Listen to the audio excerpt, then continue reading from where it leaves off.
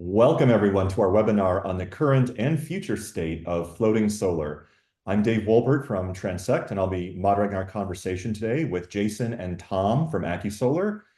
Jason and Tom, welcome. Would you like to introduce yourselves? Yeah, thanks, Dave. Jason Harrison, founder, CEO of AccuSolar. And I'm Thomas Lang, and I'm Technology and Business Development for AccuSolar. And I'm Dave Wolpert, the Director of Product Management at Transect. And we're proud to have AccuSolar as a customer, and I'm very excited to be joining you guys today. So let's jump right in. So first, to kick us off, it'd be great to learn a bit more about your company and especially how you came to be in the floating solar space, because you didn't start off that way, did you? Correct. Yeah. So a little history about us. We have had, same ownership has had manufacturing plant building floating docks for pretty much any application. Started with residential, then it got into commercial. We do full marinas. We have a good niche market in the rowing industry. We supplied all the floating docks for the Olympics in Brazil in 2016. So we have that foundation of understanding building flotation, anchoring, mooring, stability, buoyancy, all those things that go into it. And we kind of naturally just progressed into a different arena with solar. Floating solar is not a new technology. It's just kind of new to the United States. This is something that's been around for 10, 12 years, something like that, mostly through Europe and Asia. So we were kind of excited to get into the industry, and we're glad that we did. We've opened up a lot of doors. We've got a lot of projects in queue. But it's all from the foundation of our company, AccuDock, that has been building floating dock structures for almost 18 years now. Great. And your business model is interesting because you're not a solar developer, but when solar developers or EPCs or could be an energy off-taker are interested in or potentially interested in a floating solar project, they're going to come to you and you're going to have to analyze their site, in this case, a water-based site, for whether it will work with your technology. So in a sense, you're doing some of the same analysis a developer would do, and yet you're not a solar developer. Is that correct? That's pretty much it. So again, having the history in manufacturing and floating structures, and not having the history and the experience in the renewable field or building solar arrays or specifying inverters, I want to really stay in our lane. I want to do what I know that we're capable of doing. I don't want to sit here and pretend like I know everything about efficiency outputs and what have you when it comes to solar design or electrical design. I want to build the structures and ship them, and I also want to be able to brand and market for our product. We've done a really good job in SEO, search results rankings, and all that, building a website and doing blogs and all the different things. So I want people that are interested in that Google floating solar to find us first. Right. Once they find us and they present us with hey, we're looking to put floating solar in this pond or in this lake or reservoir or whatever it may be, we're going to do an initial kind of research on it. We're going to say, okay, how much power do you need? What's your usage? Who's the off taker? And then we'll take it and we'll scale the size of the body of water, and we'll see how much will fit in there. We'll see if it's a kind of viable solution before we go and engage an EPC or a developer that we're making some good relationships with a bunch of really good ones. So before we get them involved, we want to kind of do our due diligence and make sure that it's the project's feasible before that. But you're right, we have no interest in developing projects. We are not going to be installing them either. We want to stay in our lane and do what we do best and what we can control. And to add to that a little bit, Dave, is what we found out is being a relatively new industry in the floating solar is we've had to go out there and identify applications and possibilities for it. And we work closely with the DOE and also with NREL, and looking at applications on dams and water bodies. And most of the utilities and a lot of the end users that we deal with are, up until now, have been unfamiliar with floating solar. So what we do is we identify these prospects. We do, as Jason said, we go out and work with them. We see if it's feasible for their projects, like whether it be a dam or reservoir, or even in some cases, water treatment facilities and that. And we'll do our initial analysis to look at cost effectiveness for it, how far it is from the transmission lines. Once we do that and it's feasible, then we bring it back on the inside, and some of our team on the inside will go ahead and do layouts and schematics. At that point, once we get it going, we get the customer saying, yes, we're interested. We'll bring in one of our developers or EPCs if it's not a PPA, and they'll kind of do it from there. But we still work closely with them because we know what vendors work well with our systems, whether it be inverters or whether it be the panels themselves. So, yep, he's pretty much hit the nail on the head what we do out there on the end users. All right, fantastic. So let's talk about floating solar itself. So I think all of our viewers have some rough idea what it is. A picture says 1,000 words. This pretty much conveys what it is. But let's get into some specifics. So first question for either of you is, give me a sense for the size of these floating arrays, both in terms of their physical size, but also in terms of their generational capacity. What's possible and what's practical?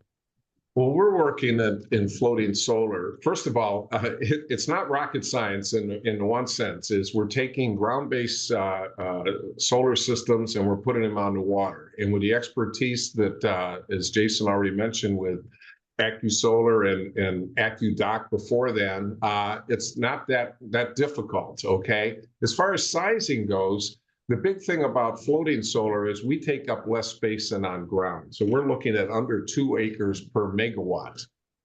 And that has to do with it's not raised up, so you have less shading and the whole bit. But we can go ahead and go from small size arrays, like on water treatment facilities that may be, 100 kilowatts or so, although we like to be in that sweet spot of maybe at least 500 kW, but we're doing some demonstration projects that are only in the 50 kW size. But it's easy for us to scale. As you can see in some of the pictures that you're showing there, we can go all the way up to 100 megawatts. It's not a problem of scaling as long as you have the water to float the systems on. We can do it. The biggest thing is going to be the transmission capabilities of what the interconnects there on the site. So it's a solution for your utilities and also for your distributed customers, whether it be places like an Amazon for their distribution centers where they may only have a retention pond. And then also utilities, instead of doing greenfield and out there and acquiring 1,500 acres of land and encountering the resistance that they're getting, we can go ahead and float on a 400 acre reservoir or lake, a substantial amount of 200 megawatts on it. So it's very scalable. Are there any restrictions at the municipal level or maybe even the state level in terms of the size of these, or some percentage of the body of water can be dedicated to floating solar versus what must remain uncovered? Yes and no. Some states have restrictions. Florida, for instance, has a restriction of 74.9 megawatts without having full environmental impact studies being done, which adds cost to it. So what they do in a lot of cases is they'll put 74.9 in one site and then down the road another one, 74.9. Usually, as far as covering bodies of water, it's going to be relative to what the body of water is used for. If it is a reservoir, totally reservoir, they want to fill as much of it as they can because we reduce the evaporation of the water by up to 50% of the area covered. So if you have a reservoir, they're going to want to maximize that covering. If it's a reservoir that is used for recreational purposes, you have boaters and that on it, obviously, you're going to go ahead and want to use a smaller portion of that reservoir away from the boating, not to go ahead and interfere with those things. So in some states, we'll go ahead and put limits on how much can be put in there on not just floating solar, but solar period. But it's relative to the states. Right. And And when we talk about bodies of water where these could be placed, are there limitations there? I mean, I would imagine you couldn't have this in an ocean because there's going to be waves and strong currents and maybe a hurricane. But could it be any inland body of water? You mentioned reservoirs. I mean, is there any limit to what that body could be? Not currently, and Jason and we've talked a lot. We've had some inquiries on what we'll call the ocean areas, not just out in the Gulf, but we have a prospect down in Cartagena and Colombia offshore. That's not our wheelhouse right now. And while there are companies that are looking at eventually on large offshore floating arrays, what we focus on is on bodies of water that are either going to be man-made, like this one here, which is a retention pond. We're going to be looking at drainage ponds. We're going to be lakes. We're going to be looking at natural lakes out there, cooling ponds for your utilities, for their either their combined cycle plants is a perfect application because some of those are up to 2,000 acres. And that's right there. The transmission lines are there, and we provide additional benefit for them because when floating solar is on it, lowers the temperature of the cooling pond, increases the efficiency of their combined cycle plants. I would say where we're looking at a project in California that is a canal, our reservations are on that is only looking at what flooding can be, because we compensate for changes in water level all the time because most places are going to change. So we use, and Jason will get into this a little bit, a C-Flex system that can go ahead and control the up and down of the water. But if you've got a floodplain that is going to be very large, that could be problematic in some cases. In other words, a river, where all of a sudden you could go to a current that could be, 20 miles an hour from 2 miles an hour. But most places are very applicable for it. Does not affect freshwater reservoirs, which is great. And it can also be put on what we call toxic at mines and other phosphate mining sites and that where the water is not the best, and it could be even brackish. AccuSolar, AccuDoc has had years of experience in putting systems out on, saltwater areas, brackish water, down in the Everglades. Almost anywhere you go, you'll see their systems, and so they're not affected by it. So yeah, one note on that, just to follow up on Tom's point there. I mean, there's hundreds of thousands of deemed non-recreational water in the state of Florida alone. These are bodies of water that are old quarries or what have you, that the pH balance or the toxicity levels within the water are deemed unsafe for human interactions. So there's no houses, there's no boating, there's no fishing, there's no swimming, no nothing that you can do on these bodies of water. So they're just sitting there. In state like Florida that doesn't really experience drought, they're going to remain full. So really good opportunity there. And then just wanted to touch on one other thing that Tom was talking about, areas that are in flood zones or floodplains off of a river. Previously, the option for putting solar there was to drive, enormous telephone poles in and putting them at the top of that. And I don't know how often that's getting done, but I think we present an opportunity that we can maybe look at these a little bit differently. We can put, our floats can sit directly on the ground. They're all foam filled, so they're structurally okay and sitting right on the ground, and then as the flood comes, as long as it's not torrential current or rushing water, it'll just rise as the waters go up. So we've done a couple projects like that with AccuDoc for backup generators and stuff like that. So we do have that experience. So we're looking at a couple projects that may happen here sooner than later. Fantastic. Yeah, just wanted to comment on that, Dave, and Jason hit perfectly on it. I'm looking at floodplains and that. But in Florida, for instance, at Mosaic, they have 260,000 acres of these phosphate mines. And this is where Transect comes in, and other places we're looking at out west. When we look at these places, okay, it's great to find the site. We want to find out how far it is to the interconnect, okay? Because it's relative to anything. If you put in a ground-based system or water-based system, you want to go ahead and have the most cost-effective system that can be put in. So when we look at these ponds and lakes out here, the average size of them is about 400 acres.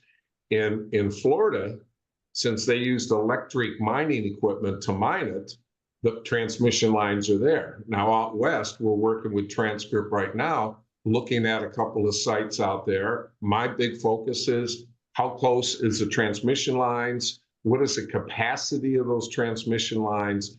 That's where Transect comes in and makes it easy for us to do a preliminary feasibility study on these sites.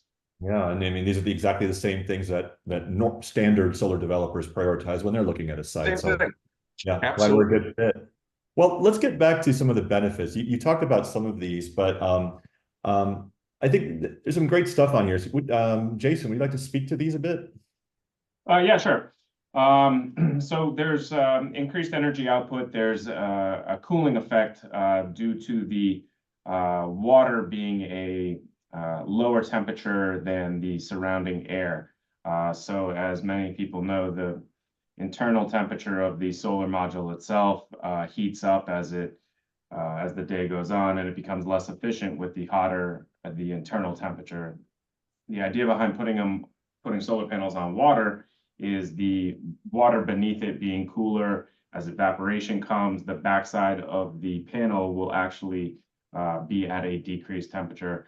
Some of these studies that we're looking at that we're not involved in, we're just reading, are upwards of 15, maybe even more % of added efficiency bonuses from the cooling effect alone.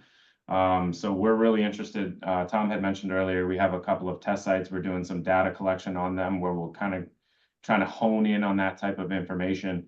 But there's some studies that were done by a couple of groups out of Malaysia and India that were looking at, for every, I believe it was 1 Celsius lower, it was reducing the, I'm sorry, it was every 5 degrees Celsius lower, it was reducing the internal temperature of the panel by 1 Celsius. So there was a direct correlation between the differences in temperature and the efficiencies of the modules. So that's one of the main benefits. You all have all these other things that could come into play. The reduction of water evaporation. You have bifacial technology that can take advantage of not necessarily the water's albedo, but our white flotation, which has a high albedo. So a couple of different things there. And then, you don't have the land space. You're not taking up the land. A lot of areas, especially, we're in South Florida, they're densely populated. They don't have a whole ton of space, but there are these, like in this photo, it's a, retention pond or a cooling pond that are out there. So we take use of what's available versus displacing. Tom can touch on this more, but there's a study that's been done on the farmers and agricultural that solar developers will come in and offer them, percentage of the revenue from the power if they were to put solar on their land, and they all say no to it because of the loss in revenue from their crops. So we don't want to, use space that's not available, or we don't have the land costs, and utilizing water that is available is easy integration. Yeah, I'm wondering a little bit, and that's actually right on the increased energy output. The ability that all floating solar has is obviously a cooling effect of the water, difference between the ambient temperature and the water in the pond. And there is, as he said, we have lots of studies done by NREL, World Bank, DOE about the energy yield output. Big difference, though, on our particular design. What we do is we maximize the cooling effect on our system, okay, which is great. The other is our ability to use different panels, and every panel has what's called a temperature coefficient. And that's how it reacts to the changes in temperature based on what their standard is that they set at their output. So for instance, if they cite 650 watts on a panel, for every degree of Fahrenheit or Celsius, however you want to look at it, that temperature goes up, that efficiency decreases, okay, based on the efficiency coefficient of the panels. We can use any panel, so we can maximize the energy yield on any particular body of water. Obviously, that's going to be a little different in very colder climates and in water climates that we use. It also gives us the ability to use the bifacial. But on land conservation, what we're finding out is two things, actually three things, I should say. One, there is a tremendous resistance to utilizing land, specifically either agriculture or commercial. We passed a bill down here in Florida to go ahead and prioritize, basically make applications and arrangements for floating solar, because the governor's office and also the Office of Energy does not want to be using agricultural land for those purposes. Ohio just did the same thing.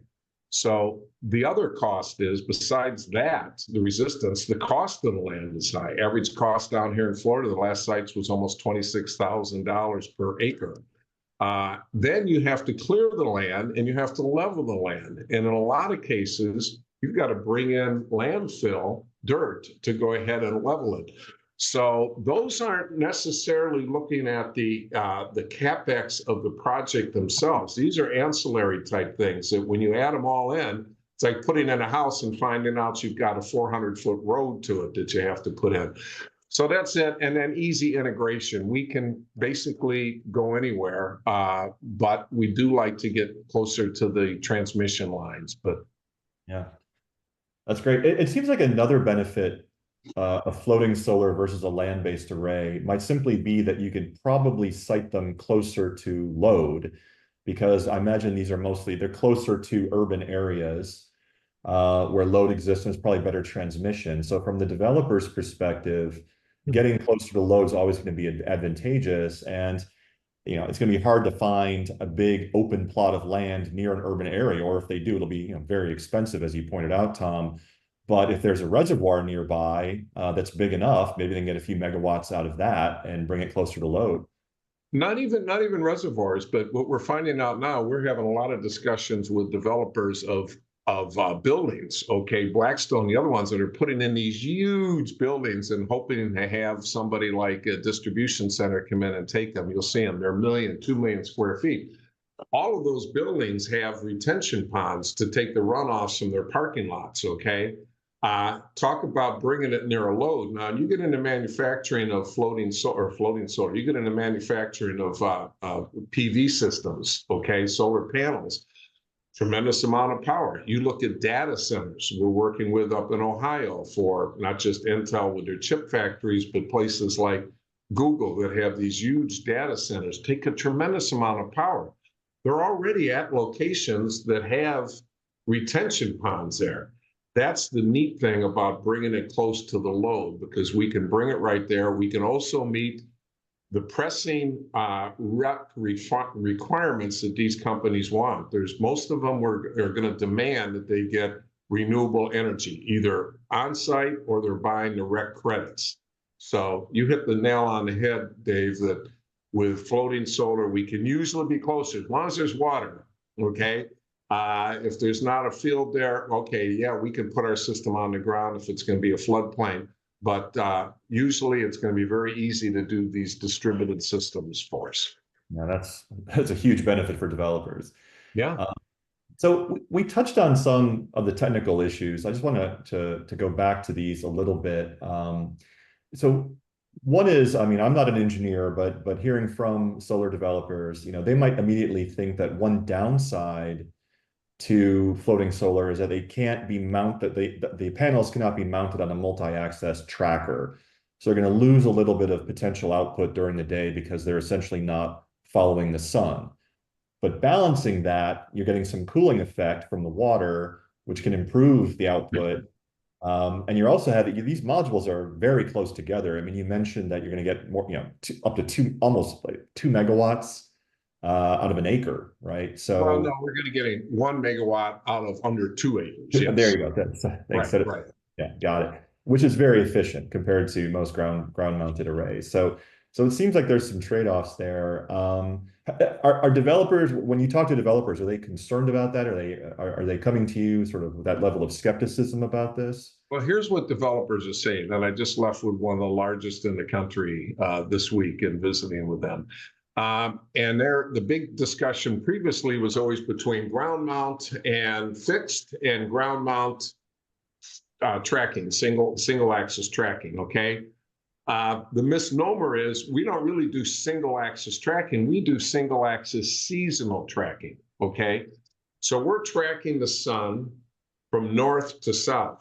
As the sun is overhead in the summer, okay, your maximum energy yield may be close to 5 degrees elevation or 0 if you're near the equator, okay? As the sun moves farther south in the winter, okay, you want those panels being higher, which we do, okay? We track it north to south, either manually or automatically on our systems. The big pushback on when you talk about tracking is going to be maintenance cost, and it's going to be additional cost of install and the whole bit. And one of the reasons is on your normal tracking systems that are daily tracking, okay, they're tracking east to west, your arrays that are out there, your ground-based systems, they're moving constantly all day long. You have interaction between your controllers and your motors and obviously the panels and the whole bit. So a lot of them are a little bit skeptical at first. They go, well, tracking on the water, we're still having problems with tracking on ground. And I go, yeah, I understand that. Now, the trade-offs are when you're tracking north to east to west, yes, you're going to get more energy yield throughout the day, a little bit more, obviously. But if you're in the water and you're not elevating those panels and you're just doing east-west tracking, you're going to lose a lot of energy as that sun moves farther south, okay? So it's a numbers game. You have to evaluate the increase in energy yield versus your economic costs, CapEx on your install, and then you got to look at your O&M maintenance over the life. And there's not a lot of studies done yet on long-term O&M as far as specifically on tracking systems. That's why we focus on seasonal, maybe 4 times a year. But the other big benefit that we have when we do our tracking is we can lower those panels to 0 degrees or 5 degrees, which is called a safe stow. So in the event of very high winds that we have to deal with in Florida, hurricanes and that, now what we can do is lower the panel down, reduces the lateral forces and the uplift forces by almost 80%, which is significant when you come to looking at insurability of these sites, because they go, what if?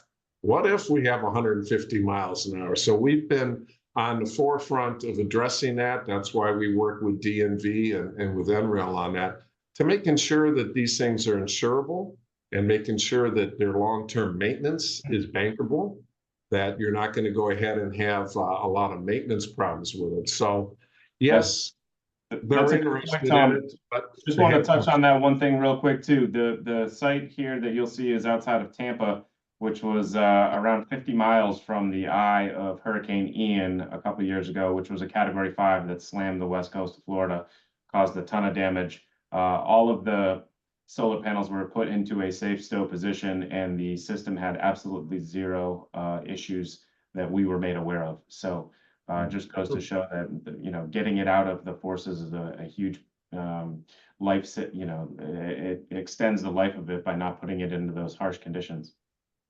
Great. And Tom, you mentioned installation, which I think is going to be a big question our audience has.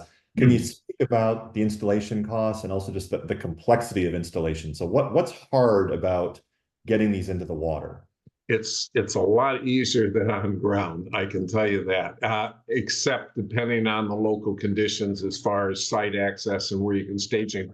Our systems are basically modular in design. You have a 31-foot long float assembly that's going to have 8 panels on it, producing over 5,000 kilowatts on each, or 5,000 watts on each float assembly.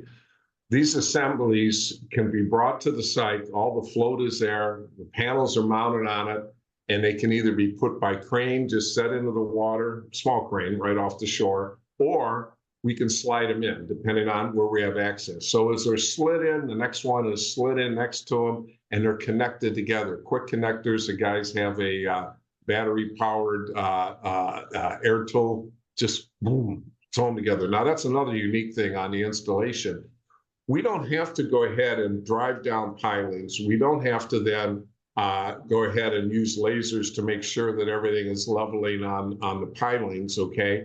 We put them in the water, we bring them together, and we use a unique system that goes ahead and connects all of our floats together. It's got a stress relief in it, a rubber donut bolted together, very quick to do. So we put the system together, the wiring comes down, the center torsion tube plugs into the panels, follows down our center aisles that are between them where we mount our combiner boxes. And if it's going to be an automated system, that's where the slew motors would be too. And then all of this comes up the gangway to the shore. If it's going to be shore-mounted inverters, can use either string inverters, obviously, or ground-based. So on the installation, depending, we find that our system is a lot less. Now, some of the others, another floating system out there that does individual ones that have to be put together more like an erector set. Okay, that's the way they do it. They have to have a lot of people on site to assemble. We believe that we can control it a lot better in the factory, the welding, to put together the floats, how they're manufactured, and then the whole assembly gets delivered, put in the water. So we think installation time is a lot less. Yeah, real quick, Tom, I think that's important to kind of touch on the competitors that we're seeing that are already in the floating solar market. They have much smaller sections than ours. They have similar connectors all in the corners like we do, but the amount of connectors that they have in comparison is astronomically higher than ours. So that's, item number one. Our floats are bigger, the sections are bigger, the connection points are less, they're stronger. Installation time can be much faster. Installation time is way down. We anticipate about 20% of the time of competitors. We're using half-inch stainless bolts, so you have that strength component there. So yeah, installation costs will go down. One other thing I wanted to note that Tom kind of touched on so that people understand. Before we got involved with floating solar, I didn't see many floating solar arrays that had walkway access to the array. All of them you have to get there via boat. One of the things kind of incorporating our floating dock history into these projects is providing a gangway access to a main walkway that Tom said you can put combiner boxes on. You can run, your cable management through, have everything clean, and then have it come back up the gangway. So if you have to do O&M or you have to replace something or installation, just the access to the array is that much easier and safer. Yeah, that actually ties in nicely to the next point about operations and maintenance. So I'm just trying to think of it compared to a ground mount array. So obviously you don't need to do vegetation management out in the water.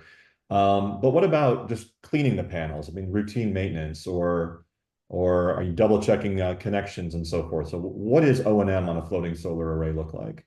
Study's done now, and once again, I just left a large developer, and they have a whole division of O&M. That's all they do, and they're experts at it. And the papers that are out there now that I share with them, that NREL did a study here about 2 years ago now, looked at floating solar to be 15 to 20% less maintenance. Well, why is that? Okay, well, a couple reasons. You hit on the biggest one, Dave, okay? You're not having to cutting the grass all the time. Some of the places like Tico, at that particular site there, onshore, they have a ground-based system. They got sheep running around. Well, you got to feed the sheep. I mean, you got to take care of them. You've got expense. Wolves come in, sheep get killed. You've got problems. Or if you have crews that come in and cutting the grass, we don't have that on the water at all. Second thing that you mentioned is soiling and cleaning of them.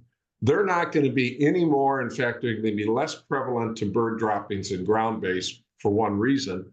Birds don't particularly like to land on a floating solar. They see it, they see reflection, they're not sure what it is. They may go into land. Now they will land on the water, the areas that are open, which is fine. So never to say we don't can't get bird droppings on a panel. Yes, it can happen anywhere. It can land on your car. Those occasionally will happen. The other big thing, though, is on panels getting dirty. On ground-based systems, you usually have a lot more particulate matter in the air from farming, whatever. It tends to accumulate on the panels, less on the water. Now, let's talk about the maintenance. When you do this, you take a person goes out, we have walkways around all our floats, between the rows, everywhere, easy access. They go out with a mop, basically. You got a panel that's dirty, you dip it in the water, you wipe it off. Can't do that on ground. You've got to take water trucks out and the whole bit. So the operations on that is less. Now, what about maintenance? Okay, well, the only additional thing that we have, which they do on ground-based systems too, is we have to look at our anchoring. So we'll go out a couple times a year, make sure that the anchors are secure, make sure there's been no loosening, no bolts, anything, the same thing you would do on a ground base to make sure that none of your structure has been compromised or come loose. We have IP6 connectors, the same thing on water. None of our electrical is in the water. It's all elevated above our platform, secured. Yes, it's going to rain on it. Same ways on land. These are IP6 connectors. Our inverters are on shore, okay, just like on a ground-based system. So there's really not, on maintenance, we think, and so do the major panel manufacturers, they believe that the life of the panels is going to be longer on the water. Why is that? Okay, it's basically heat is a killer of panels, okay? Heat over a period of time. And by being cooler, okay, they feel that the product life of the panels will be longer, less incident. So all in all, operations and maintenance looks to be about 15 to 20% less. There's no long-term studies out there now to verify over 25 years and say it is. But all indications are it's going to be less than on your ground-based systems. And I want to just touch on components real quick, because a lot of people that are watching may not be familiar with floating solar. They may not, be aware of floating structures themselves. We use completely foam-filled high-density polyethylene float sections. The foam-filled can take on water. In fact, we're building them the same way that we've been building them for 18 years with AccuDock. We've never had a float sink. So you talk about replacement costs of floats, those are not going to be there. The other main component of our systems is marine grade aluminum. It's designed to be in water-like conditions, and it's never in the water. The only thing that's contacting the water is the plastic portion of the floats. So you don't have any rust issue. We're not using steel. You don't have rust issues. You don't have dissimilar metal issues. You have the people that say, well, electricity and water, that must be bad. No, not really. It's not, it's on the water. It's not in the water, right? So the only thing that's contacting the water is the floats. All other components from the float up are very similar to a ground mount in terms of how they function. So just wanted to point that out briefly about our product design versus some competitors. That was very good. And as Jason will mention, we're the only person in the industry to give a 25-year warranty on our entire float assemblies and that. And you find that in anywhere in the industry.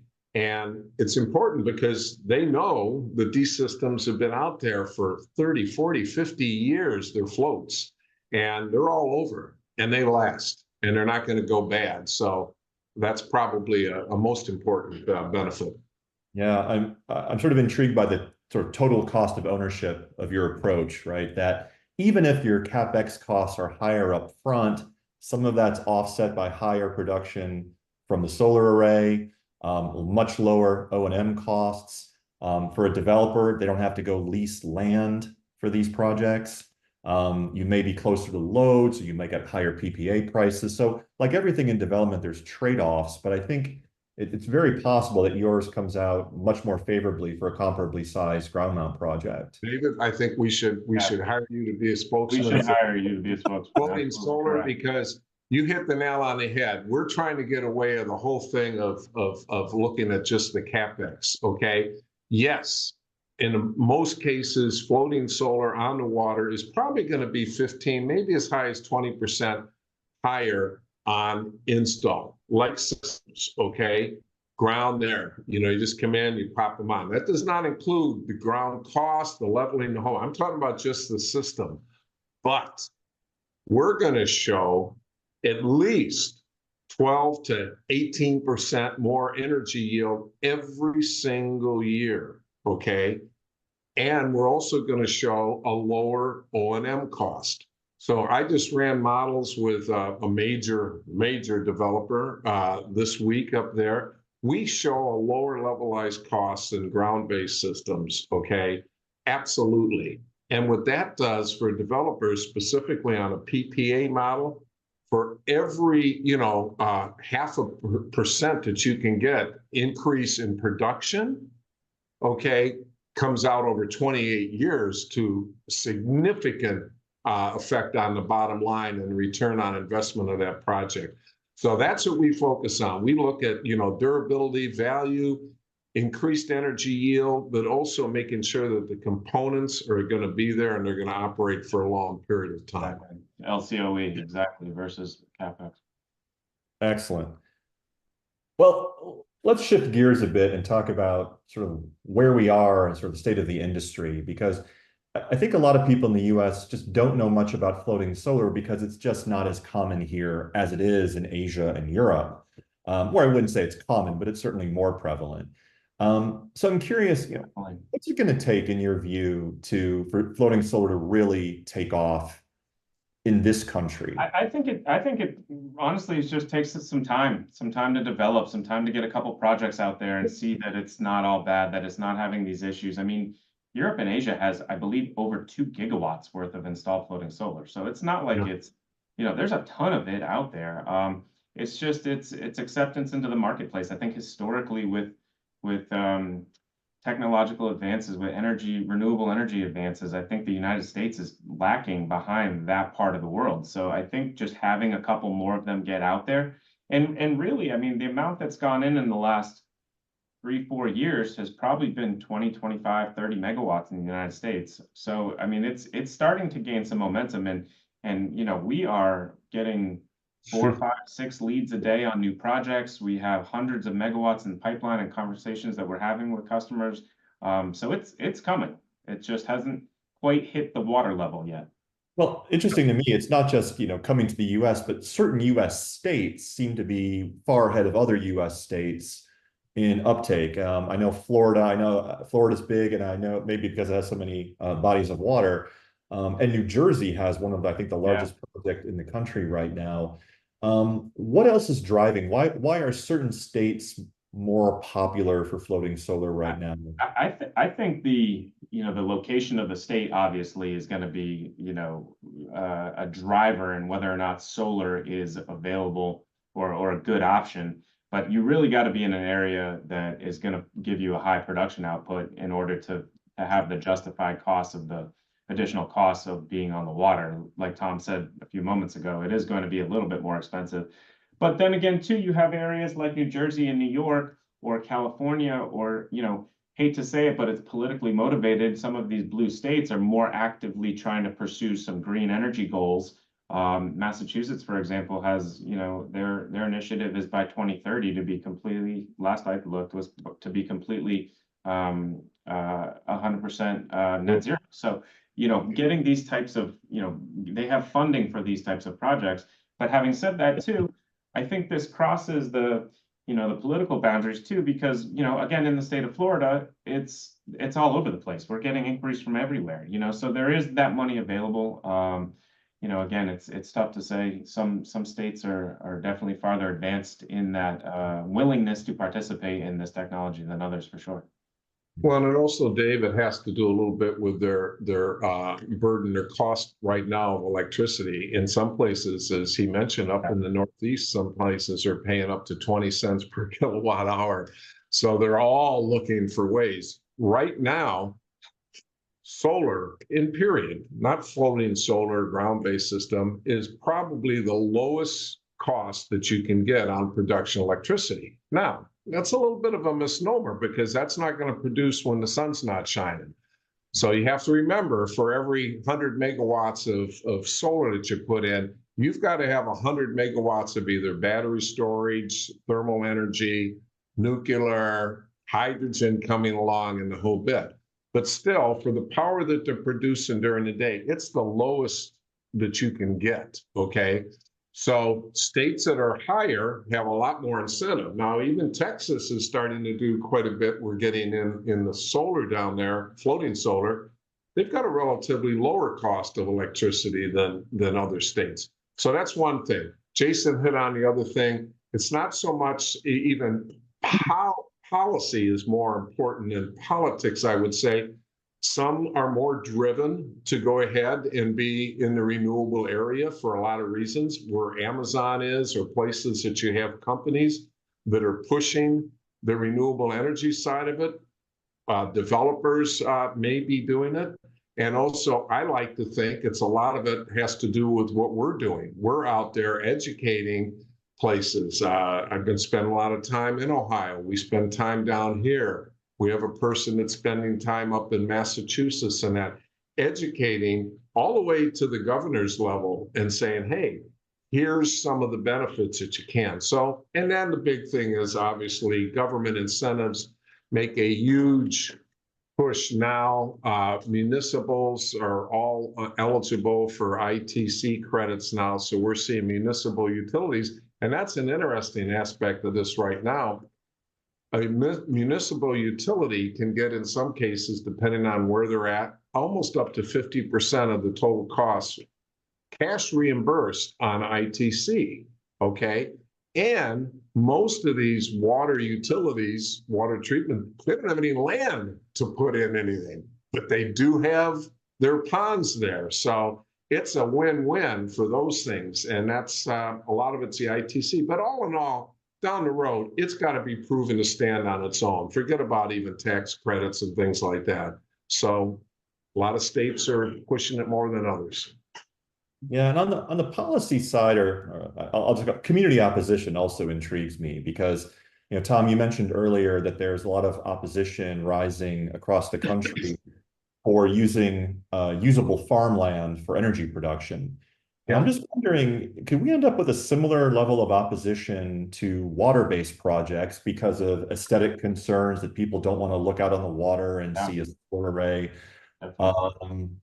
You know, or any other kind of objection, like people don't want to sit, you know, people might want to use the water for recreation and they don't want to have a solar project right next to them. Are you sure all those things can come into play? I mean, as far as we focus on, as Jason mentioned earlier, there's 260,000 acres of clay retention ponds in Florida that are out near nowhere. There's all kinds of reservoirs that are secure. They're homeland security secure. You don't even see where they're at.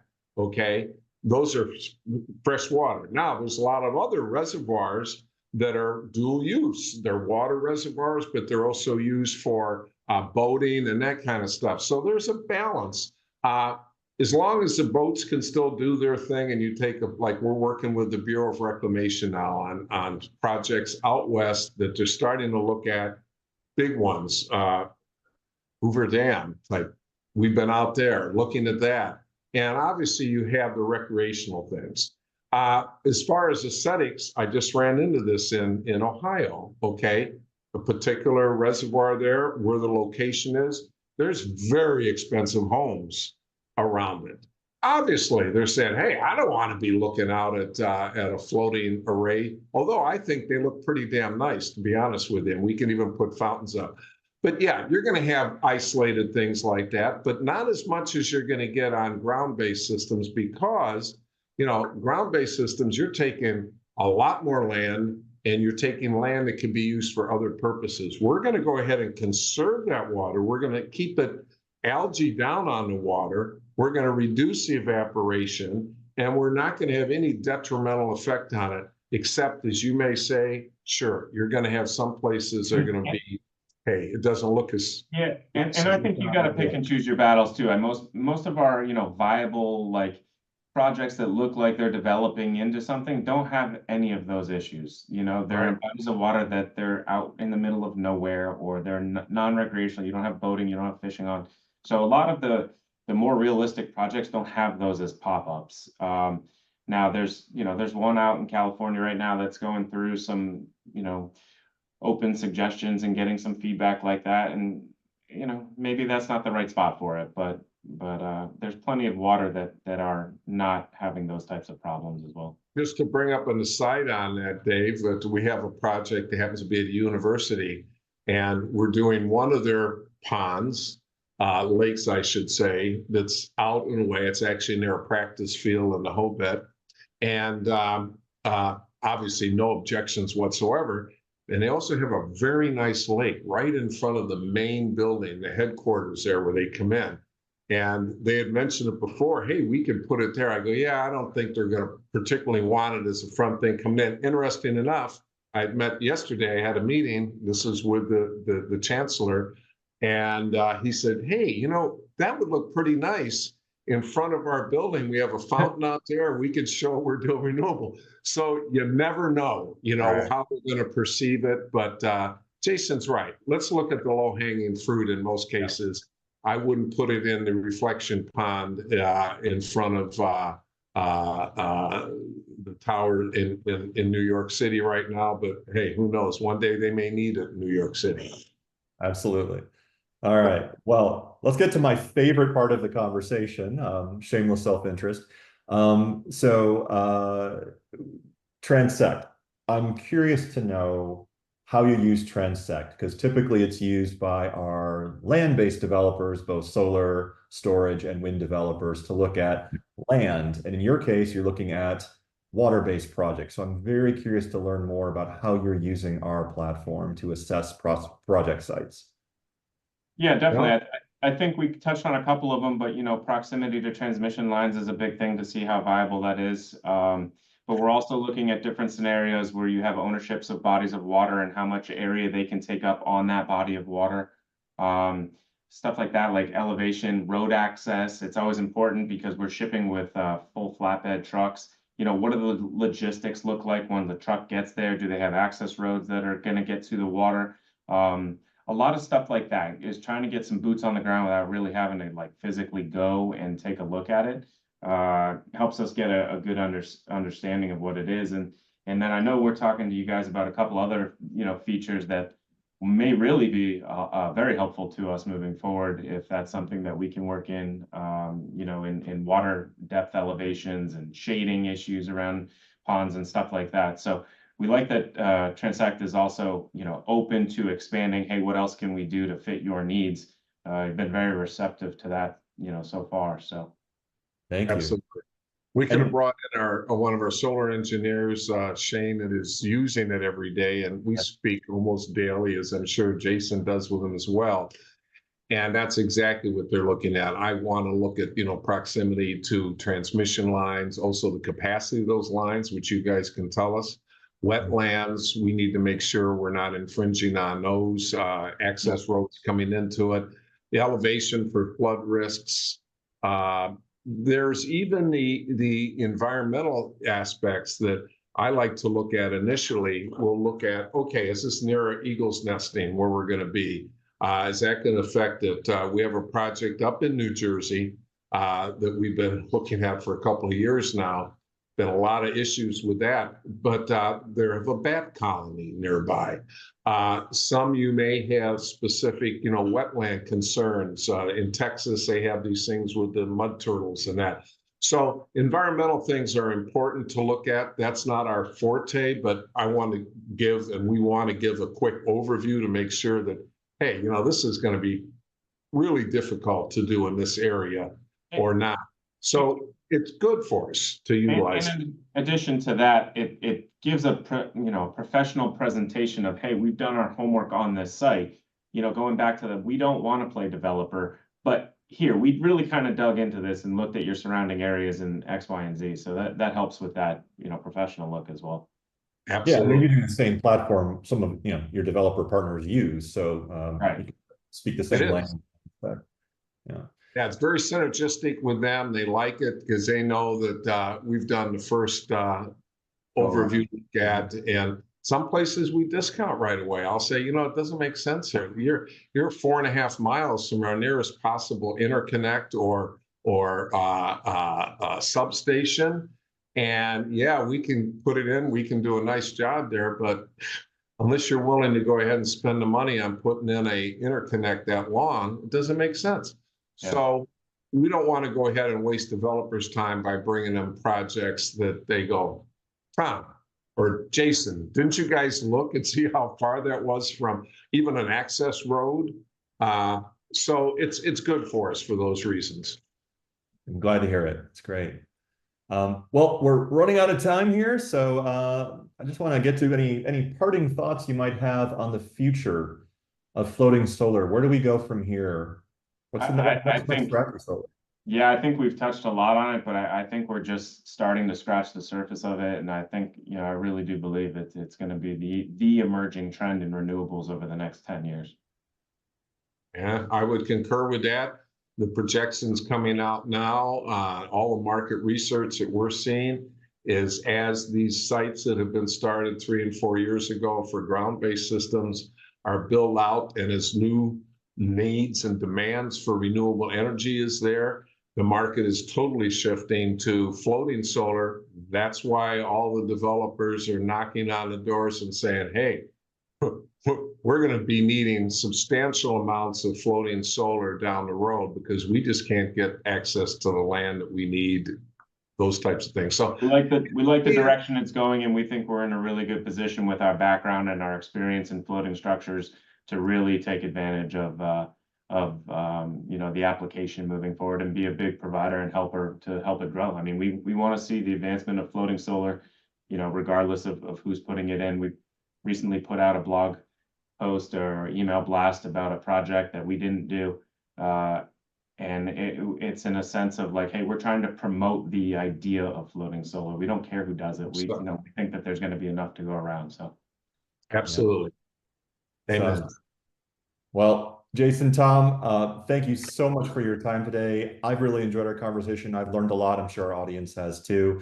So let me just leave with this. If you'd like to get a demo of Transect or connect with Jason and Tom at AccuSolar, just scan these QR codes and we'll take it from there. Thanks again, everyone, and have a great day. thanks for having us, Dave.